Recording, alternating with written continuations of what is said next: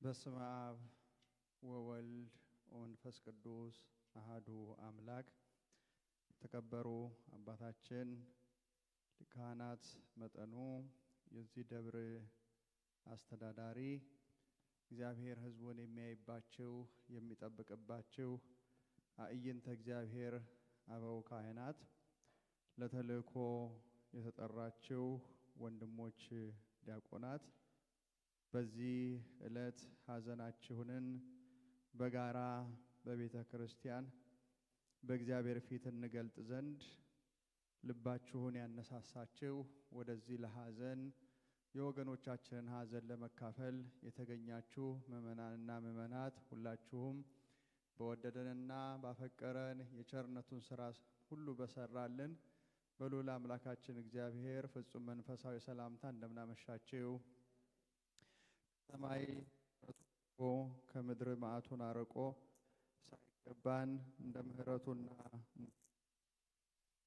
የሰበሰበን አምላካችን ስሙ የተመሰገነ ይሁን።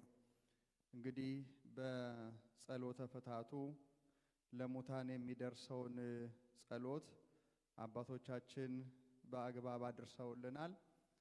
የዚህ መርሐ ግብር ዋና ዓላማውም አንደኛ ቤተ ክርስቲያን ማለት ክርስቶስ ማለት ነው፣ አካለ ክርስቶስ ማለት ነው። በየትኛውም መልኩ በሰውነት አካላቶቻችን ትንሽ ናቸው የምንላቸውን አካል ስንነካ መላ ሰውነት ይነካል።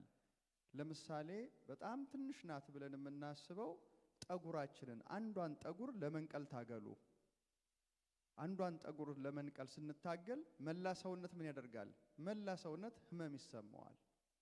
በጣም ጥቂት የሆነች ጉድፍ ወደ አይናችን ስትገባ ሁሉም አካላት ምን ይሆናሉ?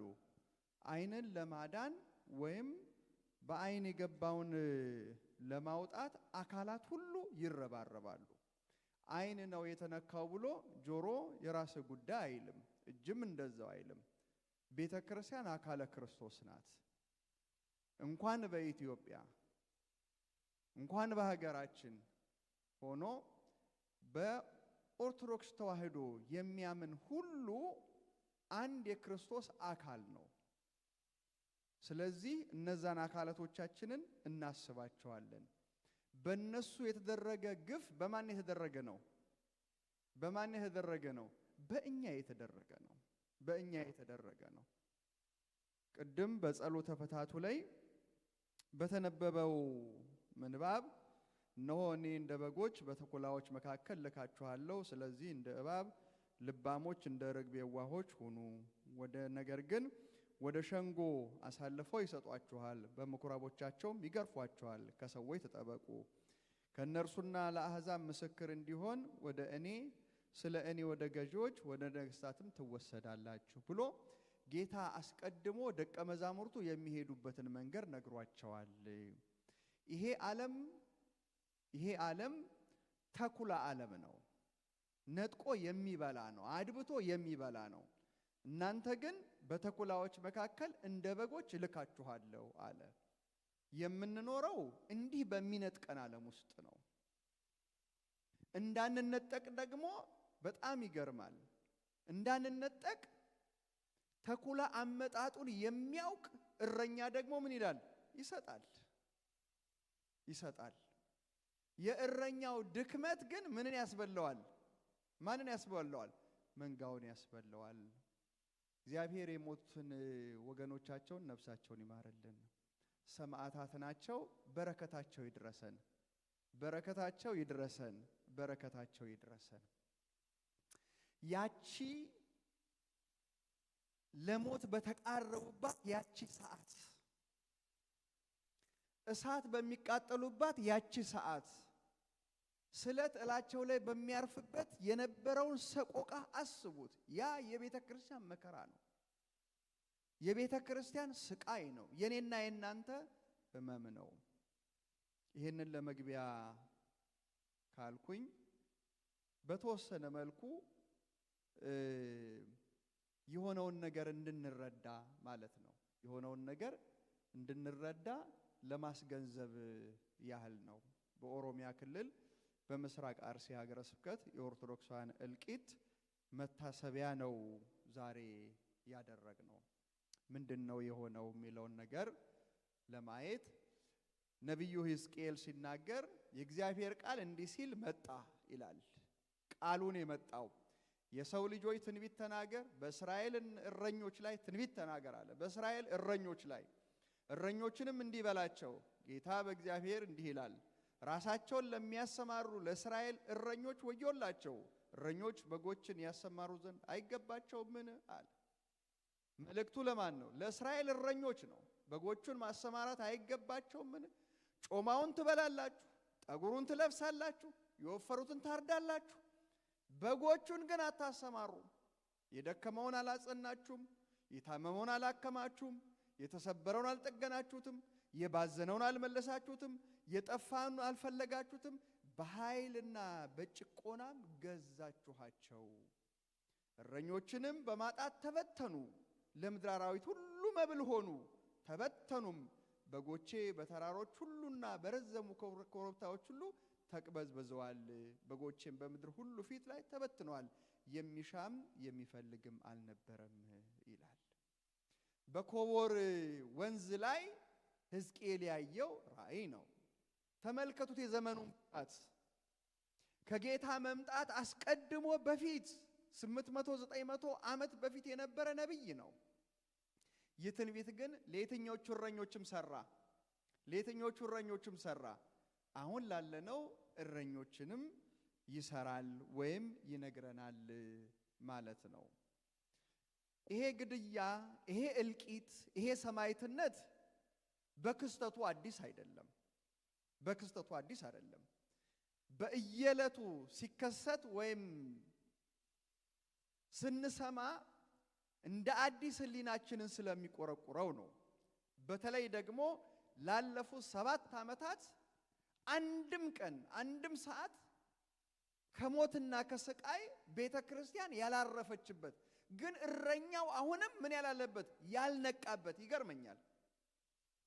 ሁላችሁም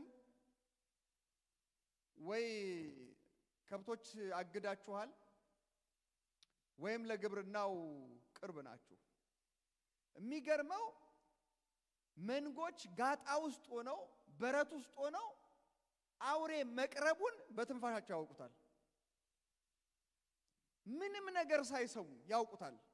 ይሸበራሉ፣ ድምፅ ያሰማሉ፣ ለመሮጥ ይዳዳሉ። እረኛ ከዚህ በላይ ነው። ወደ መንጎቹ የሚቀርበውን ሁሉ ምን ያደርጋል? ማወቅ አለበት፣ ማወቅ አለበት። አንድ ገበሬ እርሻውን እንደሚንከባከበው ማለት ነው። ምስራቅ አርሲ ለምንድን ነው ይሄ በዛው ካል ለረጅም ዓመት በኢትዮጵያ ውስጥ የአክራሪ እስልምና መፈልፈያ ቦታ ሆኖ ቀርቦ ነው። እንድታውቁ ግንዛቤ እንዲኖረን ባጭሩ እንጂ ይሄ በጣም ሰፊ ብናደርገው ብዙ ነው ውስጠ ምስጢሩ። ግን ምንድነው እየሆነ እያለ የሚለውን ግርታ እንዳይፈጠርብን በተወሰነ መልኩ እንድናውቅ ነው። በግልጽ የሚታወቀው ረጅም ጊዜ አስተውላችሁት እንደሆነ ምዕራብ አርሲ ነበረ። ምዕራብ አርሲ ማለት ሻሸመኔ፣ ዶዶላ፣ አዳባ እነዚህ አካባቢዎች ናቸው። አሁን ያ ደግሞ ከሆነ ዓመት በኋላ ምን አላለም? አይሰማም። ለምንድነው ከምዕራብ አርሲ ወደ ምስራቅ አርሲ ሄደው? ምዕራብ አርሲ የነበረው በጠቅላላ ተነቅሎ ወጥቷል ከሞተው ውጭ። አሁን ያንን አካባቢ ማጽዳት የሚሉትን በመግደልም በማሳደድም የኖሩበት የተወለዱበትን ቀይ ነቅለው ወዴት ሄደዋል? ወደ ሌላ ስፍራ ሄደዋል። እንተርፍበታለን ወዳሉት እነ ሻሸመኔን ተመልከቱት። የመጨረሻ ላይ የነበረው ሻሸመኔ ላይ ነው ማለት ነው። በብዙ ሺህ የሚቆጠሩ ሰዎች ለቀዋል። እኔም ማቃቸውን ካህናት ሌሎችንም ስደውል እንደው ዶዶላ አካባቢ እንዲህ ነው። እኛ እኮ ቆየን ከዶዶላ ከወጣን ሌላ ሀገር ነው ያለነው። ሰው ሁሉ ምን ሆኗል? አሁን ቤተክርስቲያን ምን እየሆነች ነው የምትሄደው? በአቅምም በብዙ ነገር ባዶ እየሆነች ትመጣለች ማለት ነው።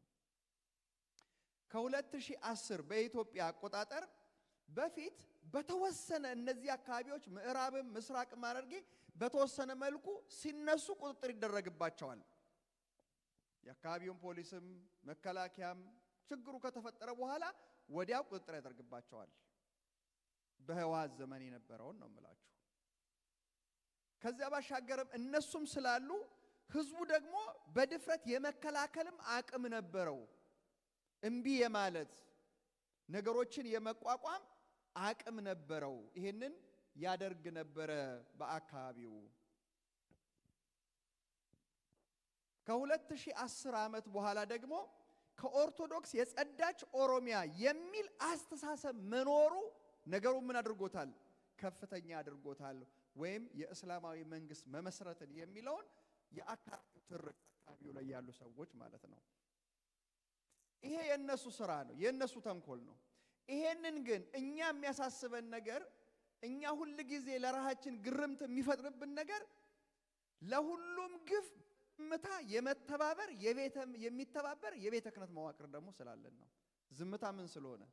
ፈቃድ መስጠት ስለሆነ ማለት ነው። እዚያ ቦታ ላይ በሚገደሉበት ቦታ ላይ ሁሉ ምን አለ?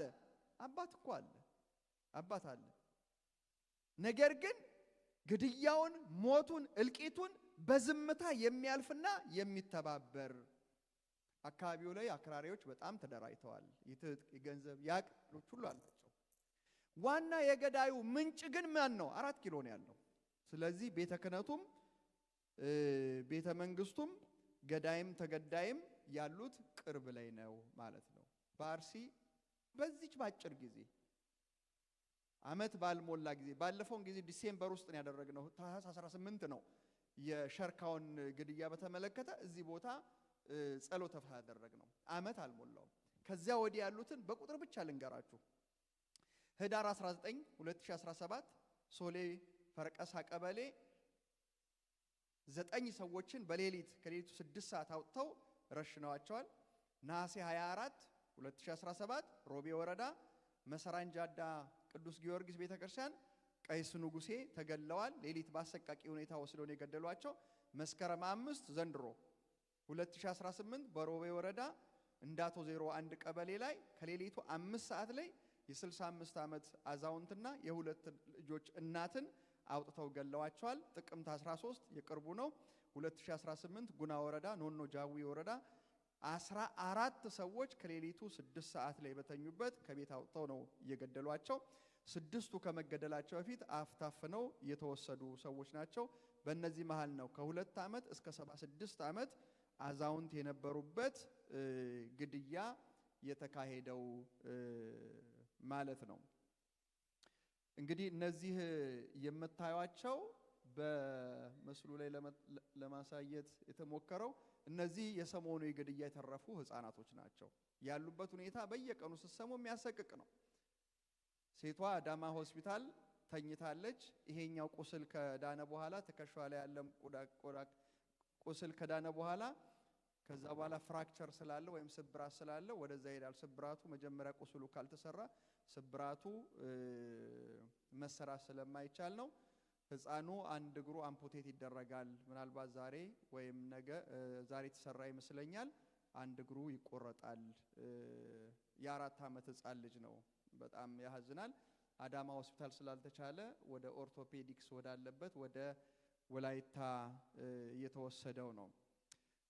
ሌላው ጥቅምት 17 2018 ሸርካ ወረዳ ላይ ሄላ ዘንባባ ቀበሌ ቅድስት አርሴማ ኦርቶዶክሳን በሌሊት ከቤት አውጥቶ በአሰቃቂ ሁኔታ ተገለዋል።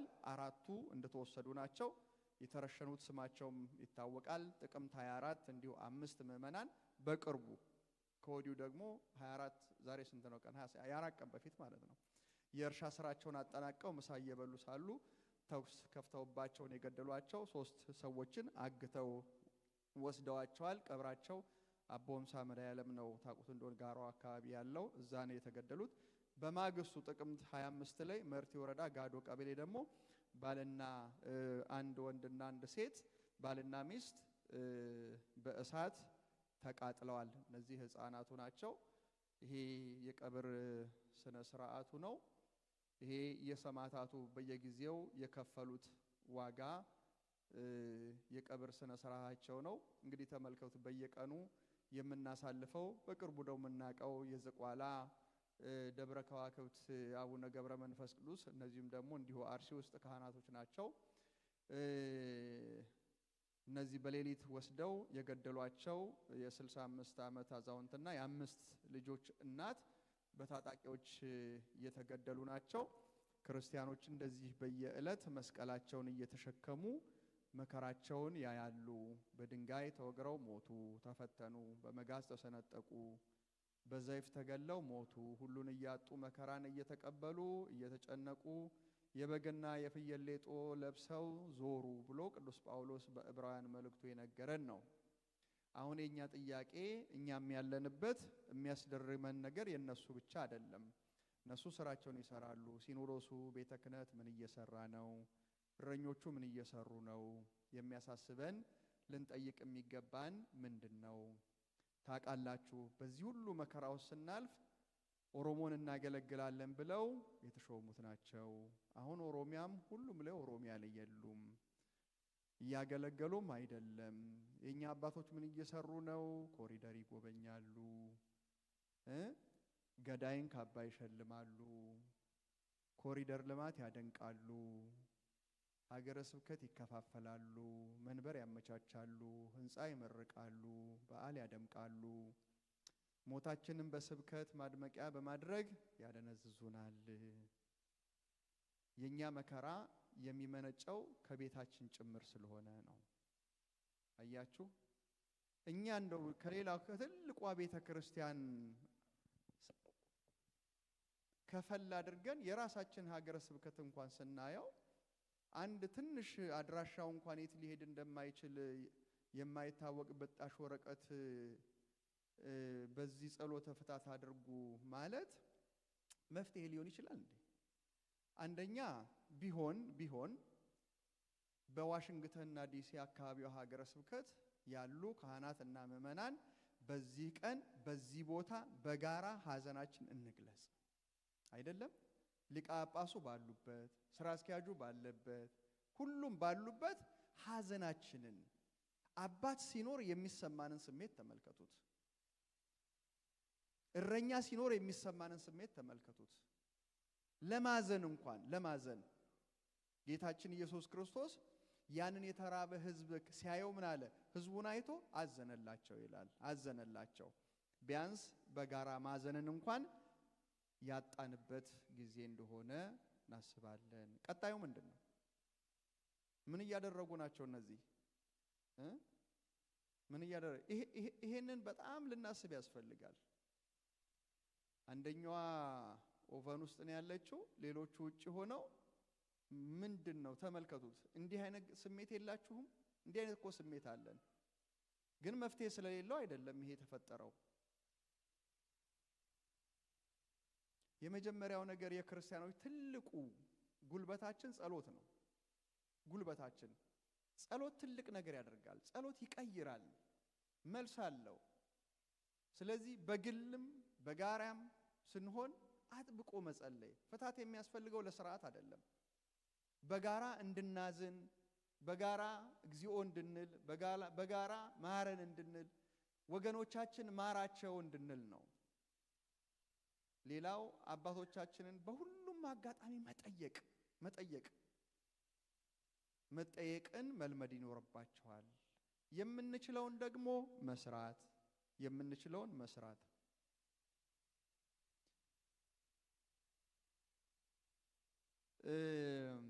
የጋራ ስንፍና ሆኖ እንጂ ጠላታችን አቅሙ ጉልበቱ በጣም ደካማ ነው። የሚገርመው ፈሪ ደግሞ በጣም ጨካኝ ነው። ለዚህ ነው አካላታችንን ሁሉ የሚቆራርጠው፣ በእሳት የሚያቃጥለው። ለዚህ ነው ጀግና ጨካኝ አይደለም። እነዚህ የፍርሃት ነው።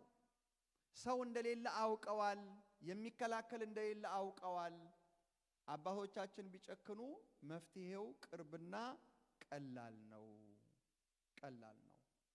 ይሄ ባለመኖሩ ነው ዛሬ እረኛ እንደሌላቸው ተበትነው ያሉት። ይሄንን መርሃ ግብር እንድናደርግ በጋራ ስንነጋገር ቀጥታ የደወልነው የሁሉ ጊዜ የማልቀሻ ቦታችን ደብረ ሰላም ቅድስት ማርያም ቤተክርስቲያን ናት። ያውም ማክሰኞ ለሚደረግ ሰኞ ምንድነው ሱሪ ባንገት ነው ይባላል አይደለም? እንደዛ ነው ሊቀ ካህናትን ያደረግናቸው። እግዚአብሔር ያክብርልን። ሰበካ ጉባኤውም ከየቦታው የተገኛችሁ ካህናት ሐዘን ሰው ለምሳሌ ጓደኛችን እናቱን ቀበረ አባቱን ቀበረ ተረዳ ሲባል ተጣድፈን ነው አይደለም እንሄደው። ልክ ከዛ በላይ ስሜት ሊኖረን ይገባል። ይሄ ጊዜ ያላሳዘነን መቼ ነው የምናዝነው? በዚህ ጊዜ በጋራ መቆም ያልቻልነው የምንሰራቸው እኮ በጣም በርካታ ነገሮች አሉ። በጣም በርካታ ነገሮች በዚህ ላይ ስለማንነጋገረው እንጂ እነዚህ ህፃናት ህክምናቸው ምን ላይ ነው ያለው? ከዚህ ከወጡ በኋላ የት ነው የሚሄዱት? እዛው ቦታ የታረዱበት ቦታ ነው የሚሄዱት? የት ነው የምንወስዳቸው? የተበተኑ ህፃናት በጣም በርካታ ናቸው። ሁሉንም ወረዳዎች ላይ አግኝቻቸው ስለነበረ የሚናገሩት ነገር የተበተኑትን ልጆች ወሰዷቸው። የነዚህ ህፃናት የዚህ 4 ዓመቱ ልጅ እናት የለውም። አሁን እቺ ሴቷ ልጅ እናት የላትም። አባቷ አይምሮ ተነክቷል። የት ነው የምንወስዳቸው? ከሆስፒታል ከወጡ በኋላ በጣም ይገርማል። ሆስፒታል ውስጥ የመንግስት አካላት ይከታተሏቸዋል። እነዚህ ልጆች እንኳን መረጃ እንዳያወጡ ነገስ ምንድነው የሚያደርጓቸው? አያችሁ፣ ብንተባበር ብናብር እረኞቻችን ቢያሰማሩን ብዙ መስራት እንችላለን። ነገር ግን እኛም መስራት እንችላለን ብቻ ብለን አይደለም እናቆመው። መስራት የምንችላቸው ብዙ ነገሮች ስላሉ ያቅማችን እየደከመን ጊዜው ሲደርስ ወደ እናንተ ይዘን እንመጣለን። እነዚህ ልጆች ወደ ህፃናት ማሳደጊያ መመለስ ያስፈልጋል። እናትና አባት የሌላቸው መጦር ያስፈልጋል። ሌሎቹም ደግሞ የሚችሉትን ነገር እንዲያደርጉ በስተመጨረሻ ደግሞ ያው በሚዲያ የማይነገር ብዙ ነገሮች ይኖራሉና እነሱም ብናደርግ ነገሩ መፍትሄ ይኖረዋል ለማለት ነው። ስለነበረን ጊዜ አምላካችን እግዚአብሔር ስሙ የተመሰገነ ይሁን። በድጋሚ የታደማችሁ የደብረ ኃይል ቅዱስ ገብርኤል ቤተክርስቲያን ካህናት ከኡራኤልም ከዲሲ ሚካኤል ከገብረ መንፈስ ቅዱስ አቡዬ ሌላ ያልጠራሁት አለ ከሁላችሁም እናመሰግናለን። በተለይ ደግሞ በዚህ ሳምንት በዚህ ሰሞን ደግሞ የወጣቶቹን ድምጽ አይታችኋል አይደለም? ወጣቶቹ ድምጽ አንዱ ኃይል ይሄ ስለሆነ እነሱም የሰሯቸው ስራዎች ቀላል የሚባሉ አይደሉም። ዲያቆን ፋሲካው 1-2 ደቂቃ እሱም መልእክት ያስተላልፍና መርሐ ግብራችንን እናጠናቅቃለን።